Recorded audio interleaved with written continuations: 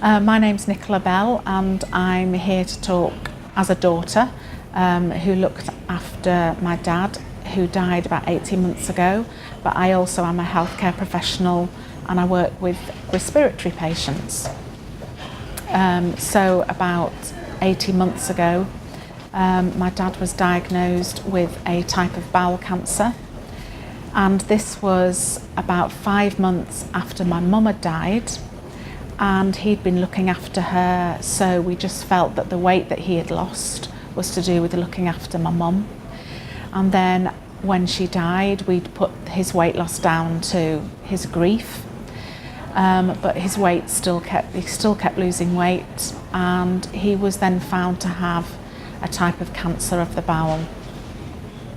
We thought that he was going to have surgery, which indeed he did have surgery to try and remove the tumour, but actually when he was in the operation they realised that the cancer had spread too far and that they couldn't remove it.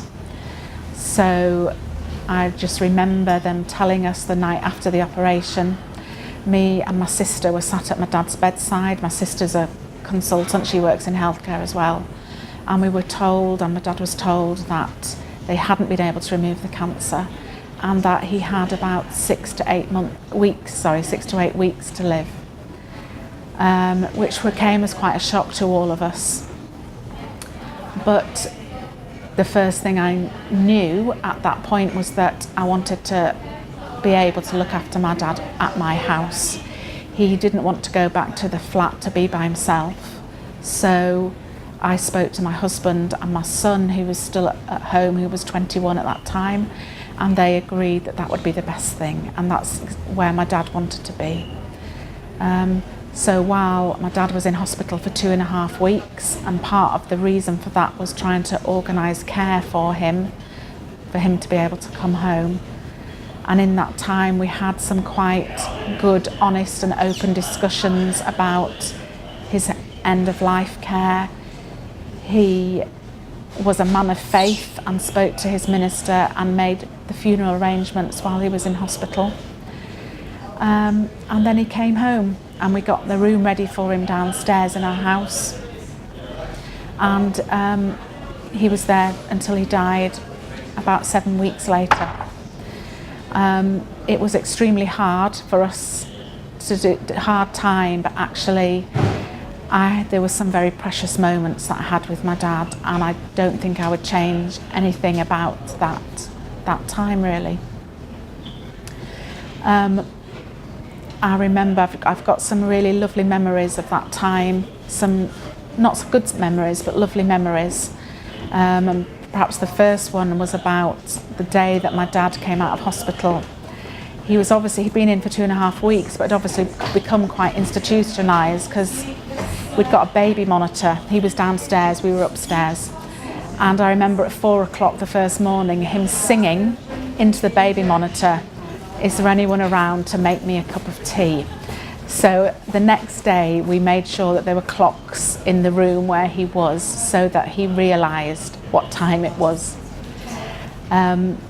And so I was able to take time off work. My work colleagues were so supportive, my team were very supportive, and I had 3 weeks at home with him, and that was really lovely times.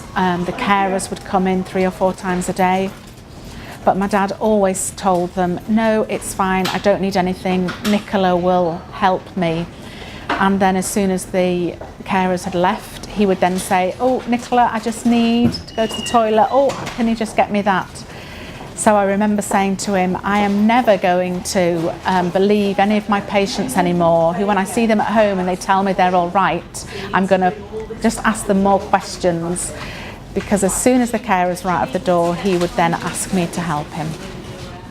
I remember one day, the carers were lovely, and there was one particular male carer who would come in the afternoon, and my mum and dad had planted daffodils outside the room where he was in, and that had been done previously so that when my granddaughter, who was 3, could watch the daffodils outside of the window, and he was determined that he wanted to plant more bulbs in that little space before he died. So I remember coming home and he'd got the carer to go outside and plant these bulbs that he was desperate to have planted out there. So after about 3 weeks of being at home, I actually managed to go back to work, and my team were lovely, and they wouldn't let me. My job was to answer the telephone and to be in the office, and doing the calls on the telephone calls, just in case that my dad needed me. And then after those 2 weeks, he became more ill, and we had to get the district nurses and the GP. The district nurses were fabulous, to come in, and he then had a syringe driver because he was struggling with his pain and he was very restless, and that meant that the medication could be popped into him all the time at a constant level, and that really helped him. The last meal that he had was, he was known in the family as the best maker of pancakes ever, and my dad would make pancakes for the family, for his grandchildren, for the youth club people that he used to help with.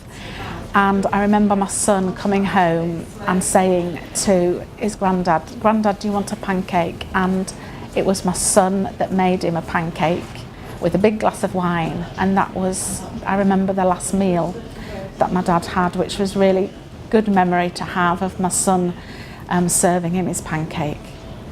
And then following that, my dad couldn't really get out of bed. He became less responsive. And I think the last person that he actually responded to was my granddaughter, who ran in, shouted, "Grandad!" And he just opened his eyes and smiled, and that was the last time that he responded. And then there was about 4 days of looking after him, where as a family we were all around him, and really very precious times being with them, being with my dad, always somebody there holding his hand.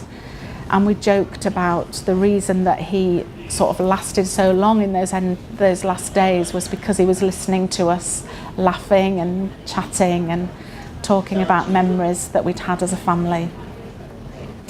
And then he died on sort of the day 4 of having a syringe driver, and we were all there with my nieces and my nephews as well. And that was very, very sad day, but I think looking back on it, we wouldn't have changed anything.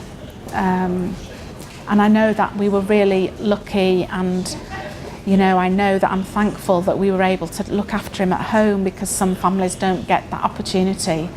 But I think having those discussions early on with him helped, that facilitated how he was at home, and that was really good. And being honest and open with all of us, and letting my nieces and nephews and my granddaughter all be there with him if that's what they wanted to do, that was really precious for my dad and for them as well.